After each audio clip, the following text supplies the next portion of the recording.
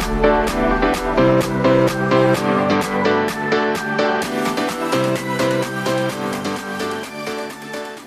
semuanya, perkenalkan nama saya Faris Faizal dari program studi akuntansi perpajakan Undip 2024 dengan 3 NIM 169.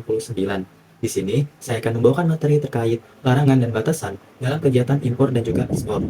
Nah, impor sendiri adalah kegiatan memasukkan barang dari luar daerah pabean ke dalam daerah pabean Indonesia. Sedangkan ekspor sendiri, yaitu kegiatan mengirim barang dari dalam daerah pabean ke luar daerah pabean Indonesia.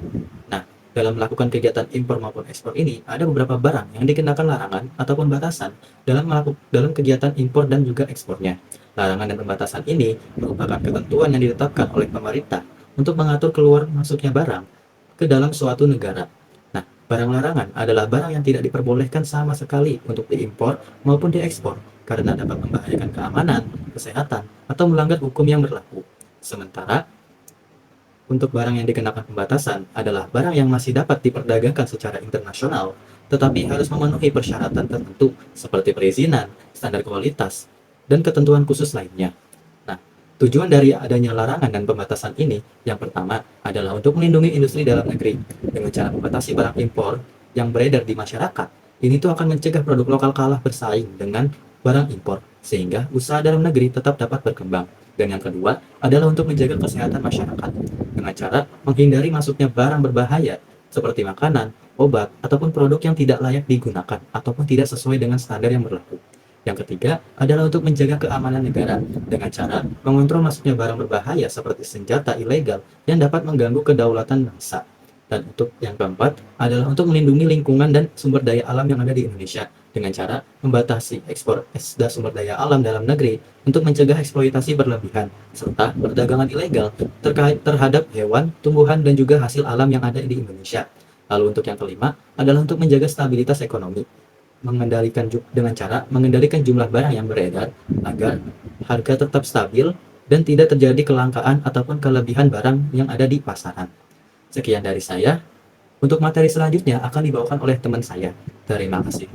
Terima kasih teman saya sebelumnya yang telah menjelaskan materi sebelumnya. Nah, di sini saya ingin melanjutkan sebelum saya menjelaskan, saya perkenalan terlebih dahulu. Nama saya Maulana Zikri Levi dengan tim 164. Nah, di sini saya ingin menjelaskan tentang materi 3 jenis barang dalam larangan dan pembatasan. Nah, yang pertama adalah barang bebas impor. Untuk barang bebas impor sendiri adalah barang yang tidak termasuk dalam kategori barang yang dibatasi maupun barang dilarang. Nah, untuk barang ini itu tidak perlu izin khusus dari atau lembaga atau kementerian terkait. Nah, tetapi yang perlu diingat adalah harus memenuhi kewajiban kepabeanan. Nah, contohnya bea masuk dan pajak impor. Nah, yang kedua adalah barang dibatasi impor. Nah, seperti namanya, barang ini barang yang diimpor itu diatur oleh hukum atau peraturan tertentu. Barang ini tuh biasanya diperlukan izin khusus dari instansi yang berwenang. Contohnya seperti BPOM atau Kemendak, tergantung jenis barangnya. Kemudian yang terakhir adalah barang yang dilarang impor. Seperti namanya, barang ini itu memang tidak diperbolehkan untuk diimpor karena menurut aturan hukum. Nah, seperti yang disebut bea cukai antara lain, pertama yaitu limbah, kedua bahan pakaian bekas, yang ketiga bahan perusak ozon, dan lain sebagainya. Mungkin itu saja yang bisa saya jelasin mengenai jenis barang dalam lartas atau larangan untuk pembatasan. Terima kasih. Terima kasih untuk rekan-rekan yang telah menjelaskan materi sebelumnya. Selanjutnya akan dijelaskan oleh saya. Sebelumnya perkenalkan, saya Febriansyah dengan 3 NIM akhir 168. Dan mungkin teman-teman tadi sudah dijelaskan mengenai apa itu lartas dan juga bagaimana pengklasifikasian barang-barangnya. Kita akan masuk pada materi ketiga, yaitu dasar aturan dan juga dokumen pemenuhan. Nah, di Indonesia sendiri, regulasi lartas terdiri atas hierarki peraturan perundang-undangan, mulai dari yang paling tinggi sampai pada yang paling teknis. Nah, untuk di Indonesia itu dimulai dari undang-undang yaitu UU nomor 17 tahun 2006 yang mengatur tentang kepabeanan. UU ini itu adaptasi dari UU sebelumnya yaitu perubahan dari UU nomor 10 tahun 1995. Dan juga ada UU nomor 7 tahun 2014 tentang perdagangan, spesifiknya pada pasal 50 sampai 55. 55 yaitu tentang kewenangan atas ekspor ataupun impor. Nah, pada tingkat selanjutnya itu ada peraturan pemerintah spesifiknya lebih relevan pada peraturan pemerintah nomor 10 tahun 2021, yaitu tentang tata cara pengenaan lartas, impor atau ekspor, dan juga pada peraturan pemerintah nomor 29 tahun 2021 tentang penyelenggaraan bidang perdagangan tata niaga impor atau ekspor. Nah, pada tingkat selanjutnya yaitu yang paling teknis, yaitu pada peraturan kementerian atau lembaga. Kita akan masuk kepada bagian selanjutnya, yaitu tentang instansi penerbit dan juga dokumen pemenuhan lartas. Kita ambil contoh itu seperti besi baja, tekstil, gula, beras, dan plastik. Nah, ini masuk pada instansi penerbit yaitu Kementerian Perdagangan, di mana izin yang harus dipenuhi adalah persetujuan impor dan juga persetujuan ekspor. Nah, untuk contoh lain, kita ambil komoditas obat, suplemen, dan alat-alat kesehatan, itu masuk pada instansi penerbit yaitu BPOM dan juga Kemenkes. Nah, yang harus dipenuhi itu seperti izin edar BPOM dan juga izin impor alat kesehatan. Dan juga ada beberapa instansi penerbit lain yang disesuaikan dengan komoditasnya masing-masing. Nah, selanjutnya kita akan masuk pada mekanisme pemenuhan dokumen lartas. Nah, untuk mekanismenya sendiri itu terdiri dari 5 langkah, teman-teman. Mulai dari yang pertama itu identifikasi barang, di mana di sini barangnya akan dicek dulu HS code-nya dan juga diidentifikasi pada si pendagi ataupun INSW.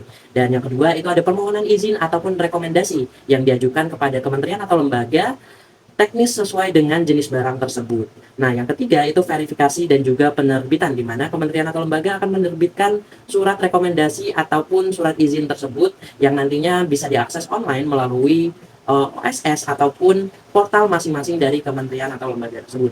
Dan yang keempat itu pemberitahuan pabean, di mana nantinya akan dilampirkan dokumen ke PIB ataupun PEB di sistem CESA DJBC. Nah, dan yang kelima itu ada pemeriksaan bea cukai, di mana nanti DJBC akan verifikasi dokumen dan menentukan apakah barang tersebut akan dilepas ataupun ditangguhkan.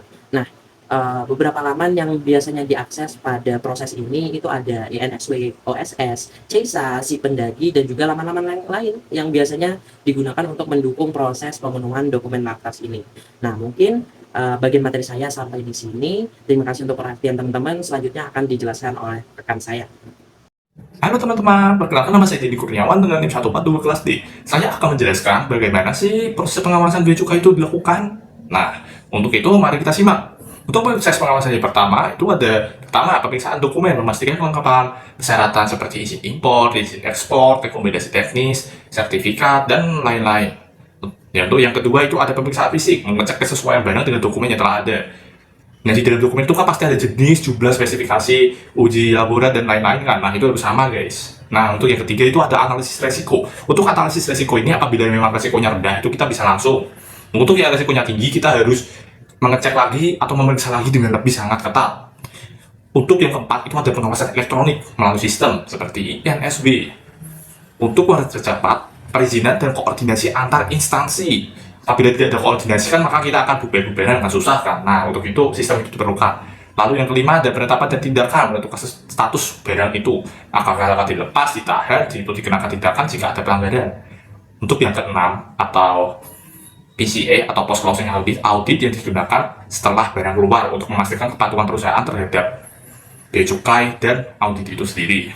Untuk yang terakhir itu ada penyidikan. Penyidikan ini adalah penanganan pelanggaran pidana oleh PPNS Bea Cukai yang paling utama. Lalu apa sih akibat tidak memenuhinya? Nah, akibatnya itu barang dapat diekspor atau dimusnahkan, lalu dapat kenakan sanksi administratif seperti pencabutan izin usaha, terkenakan denda, dan yang paling parah itu kita bisa terkena pidana atau sanksi pidana seperti penjara, denda yang lebih besar, ataupun